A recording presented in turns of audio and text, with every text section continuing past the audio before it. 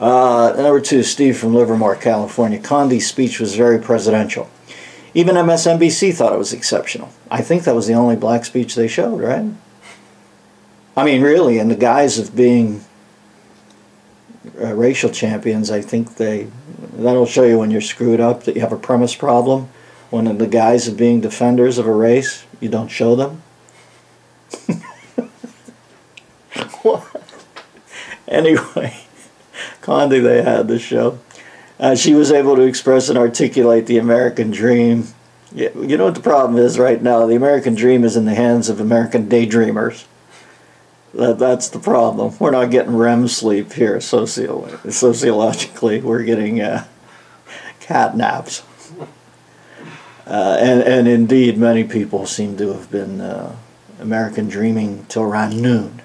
Siesta. A lot of siesta.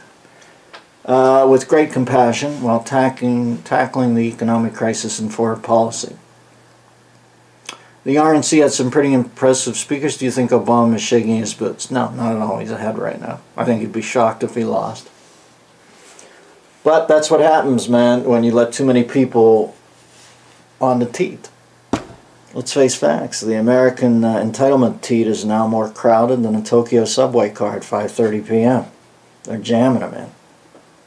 So when you got people who are getting, and there's 50% plus one of them, there's a good chance that you're on your way to asshole land. I think we are. So is shaking in his boots? Come on.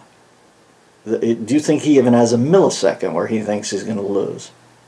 A guy who can literally do that and go, this is the day the seas begin to recede.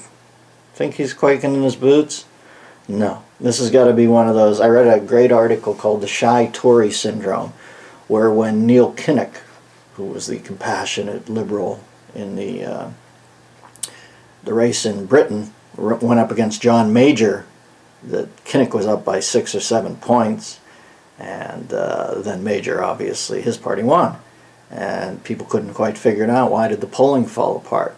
And nobody wanted to get on the phone with a pollster and say that they thought that it was bullshit, that everybody was getting a hand on.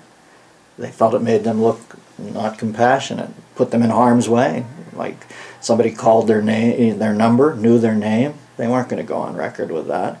I think there's a lot of fear in this country right now. So I think there is the possibility, although I can't foresee it, maybe it's wishful thinking, that we wake up that morning and it's not even that close, where the silent majority just speaks articulately and says, come on, the adults have to take back over.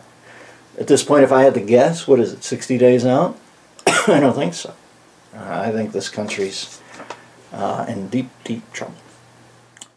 Enjoy these samples of the Bathrobe Sessions, a weekly video available only to members of the DMZ, the Dennis Miller Zone, on DennisMillerRadio.com.